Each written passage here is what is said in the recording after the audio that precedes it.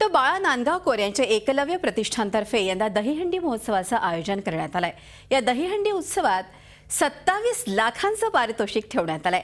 10 थर लावण्यासाठी हे पारितोषिक आहे। बाळा नांदगावकर यांच्याशी चर्चा केली आहे आमचे प्रतिनिधी दिनेश दुखंडे यांनी।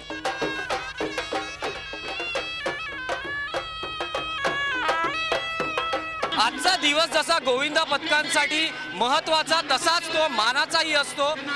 गोविंदा पथक मुंबईच्या गल्लीबोळात ज्या हंड्यांमध्ये माखन असतं ते चोरण्यासाठी निघतात, तसंच जी घसघशीत रक्कम असते बक्षिसांची तीही पटकावण्याचं लक्ष या गोविंदा पथकांचं असतं। सध्या मी माझगावमधल्या ताडवाडी या गोविंदा पथकाबरोबर आहे। आपल्यासोबत या ताडवाडी गोविंदा पथकातले जे महत्त्वाची व्यक्ती आहे आमदार बाळा नांदगावकर, त्यांच्याशी आपण बोलणार आहोत। नांदगावकर साहेब, यंदा तुम्ही या ताडवाडी पथकासोबत नाही आहात, कुठे ना कुठेतरी तुमची उणीव त्यांना भासणार आहे। तुम्ही स्वतःची हंडी आयोजित केलेली आहे, तिथे तुमचं सध्या लक्ष केंद्रित आहे।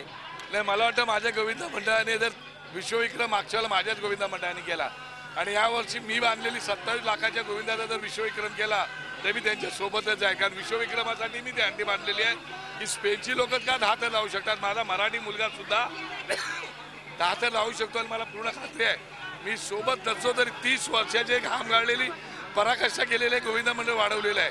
त्यामुळे मला खात्री आहे मी सोबत जरी नसलो तरी माझी गोविंदाची मुलं 10 थराचा विश्वविक्रम करून आटके पार झेंड्याच हातात समुद्रापलीकडे लावतील। आपल्यासोबत या ताडवाडी पथकाचे जे प्रशिक्षक आहेत ते आहेत। तुम्ही सांगाल, सरावाची हंडी पहिल्याच फटकात फोडलेली आहे।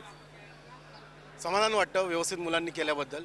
जे 1.5-2 महिने आम्ही जी प्रॅक्टिस केली त्याच्यात जे आम्ही मुलांना जे इंस्ट्रक्शन देत होतो की काय करायचं आपल्याला शांततेत करून आपल्याला शिस्तीत जे लावून व्यवस्थित उतरायचे, चढ उतार करायचं, ते मुलांनी व्यवस्थित केलेलं आहे। आता असंच असते आमचा जो होप्स वाढून आम्हाला ज्या मोठ्या ट्राय करायच्या आहेत त्या आम्ही करूया। यंदाचं काय लक्ष आहे? लक्ष मी मगाशीही बोललो तुम्हाला की आमचं लक्ष आहे, आमची सवय अशी आहे की आधी बोलत नाही, आधी करून दाखवतो, मग मी तुम्हाला या भाषेत बोलेन।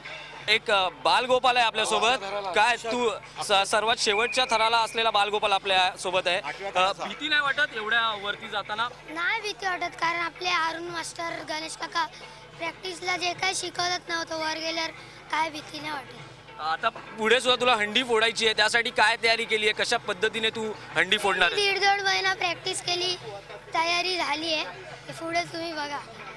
अशा पद्धतीने हा जो दहीहंडीचा आणि गोविंदा पथकांचा जो उत्साह आहे तो मुंबई, ठाणे आणि आजूबाजूच्या परिसरात आज दिवसभर ओसंडून वाहताना दिसेल। व्हिडिओ जर्नलिस्ट प्रकाश चव्हाणसह दिनेश दुखंडे, झी मीडिया, मुंबई। झी 24 तास, एक पाऊल पुढे।